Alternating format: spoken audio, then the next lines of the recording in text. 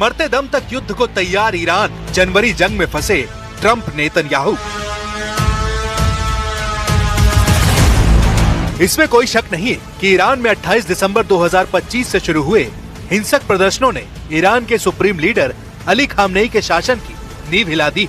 लेकिन यह भी सच है कि लगभग एक महीने से आंतरिक उठापटक और हिंसक प्रदर्शनों से जूझ रहे ईरान ने ईरान के अंदर मौजूद मोसाद और CIA के एजेंटों को काफी हद तक काबू कर लिया है। 37 साल के ईरान की सत्ता का केंद्र बने 86 साल के खामनेई ने भी साबित कर दिया कि ईरान और इजराइल जून 2025 जैसा अगर हमला ईरान पर करते हैं तो ईरान उन्हें भीषण नुकसान पहुंचा देगा। कुछ पश्चिमी देशों की खुफिया रिपोर्ट में दावा किया गया कि 14 जनवरी 2026 को जब ईरान पर अमेरिका बहुत बड़ा हमला करने वाला था, उस हमले से कुछ मिनट पहले इजराइल के PM नेतन्याहू और सऊदी अरब के प्रिंस सलमान कुछ ऐसे खुफिया इनपुट अमेरिका तक पहुंचा दिए, जिसके बाद ईरान पर बहुत बड़ा हमला करने की हिम्मत ट्रंप की टूट गई। अब खबर है कि चीन और रूस ने ईरान के साथ मिलकर ऐसा जाल बुन दिया था जिसकी भनक से ही नेतन्याहू और ट्रंप के पसीने छूट गए थे। खबरदार, जनवरी 2026 वाला ईरान अब जून 2025 वाला ईरान नहीं है। अगर अमेरिका और इजराइल मिलकर ईरान पर अगले कुछ घंटों या दिनों में हमला करते हैं तो इस बार ईरान युद्ध जीतने के लिए नहीं बल्कि अपने दुश्मनों के वजूद तबाह करने के लिए जंग करेगा। जो खबरें आ रही हैं, उसके मुताबिक सुप्रीम लीडर खामनेई और उनके कमांडरों ने जिस रफ्तार और तेजी से ईरान के अंदर और ईरान की सरहदों पर अपनी आक्रामकता दिखाई है, उससे ट्रंप और नेतन्याहू भौचक्के रह गए। در گذشته وقتی فتنه ای از این قبیل که خب داشتیم، فتنه‌های متعددی داشتیم در کشور اتفاق می‌افتاد، غالباً مطبوعاتی های آمریکا، سیاسیون درجه دوم آمریکا یا کشورهای اروپایی دخالت می‌کردند. जून 2025 में जिस तरह से 12 दिन के युद्ध में अमेरिका और इजराइल ने मिलकर ईरान को घातक नुकसान पहुंचाया था, उस ईरान ने अब जून 2025 के हमलों से सबक लेते हुए रूस और चीन की मदद से ऐसी घातक तैयारियां पूरी कर ली हैं। अब इजराइल और अमेरिका ईरान पर हमला करने से पहले 100 बार सोचेंगे। सबसे पहले आप ये जान लीजिए कि ईरान को रूस और चीन के हथियारों से जंग लड़ने की कैसी ताकत मिल गई है। ईरान को रूस और चीन से मिलने वाली सैन्य मदद को लेकर इजराइल से लेकर अमेरिका तक कोहराम मचा हुआ है। सोशल मीडिया और कुछ समाचार रिपोर्ट्स में दावा किया गया कि चीन से 16 लड़ाकू विमान ईरान पहुंच चुके हैं। ये दावे कितने सच्चे या झूठे हैं, इस पर पुख्ता तौर पर कुछ नहीं कहा जा सकता है,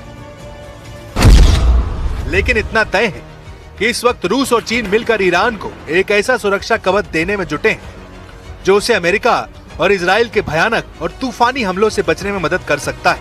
ईरान ने रूस से 48 सुखोई और 35 लड़ाकू विमानों का सौदा किया था।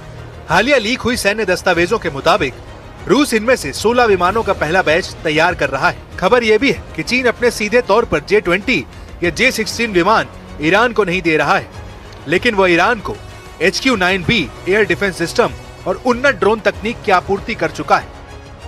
सोशल मीडिया पर चल रही खबरें रूस के 16 विमानों के बैच और चीन की तकनीकी मदद को मिलाकर पेश की जा रही हैं।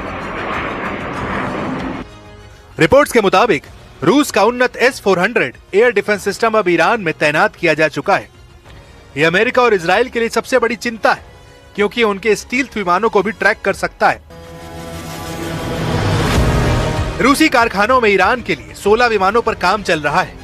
ईरानी सांसदों के अनुसार अगले 2-3 महीने के भीतर इनका पहला हिस्सा ईरान की वायुसेना में शामिल हो सकता है।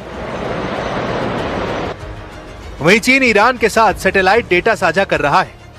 इससे ईरान को इजरायली और अमेरिकी गतिविधियों पर नजर रखने में मदद मिल रही है। कुछ रिपोर्ट्स में यहाँ तक दावा किया गया रूस के राष्ट्रपति पुतिन और चीन के राष्ट्रपति शी जिनपिंग ने ईरान को इस बार जबरदस्त मदद करने का मन बना लिया है। 14 जनवरी को डरा था अमेरिका, नेतन्याहू पर ईरान का खौफ। कुछ मीडिया रिपोर्ट्स में दावा किया गया कि 14 जनवरी 2026 को आखिरी वक्त पर अमेरिका और इजराइल ने ईरान पर भीषण हमले का प्लान पूरी तरीके से रोक दिया था। रिपोर्ट में दावा किया गया कि ईरान ने अपनी जंगी चाल और खौफनाक इरादों से इजराइल और अमेरिका को चौंका दिया था। ईरान की जंगी तैयारियों से अरब दुनिया तक सहम गई थी। 14 जनवरी 2026 को अमेरिका और ईरान के बीच युद्ध की स्थिति बेहद करीब आ गई थी। रिपोर्ट के मुताबिक 14 जनवरी 2026 को अमेरिका ईरान पर एक बड़ा सैन्य हमला करने की कगार पर था, लेकिन अचानक स्थिति बेहद गंभीर हो गई।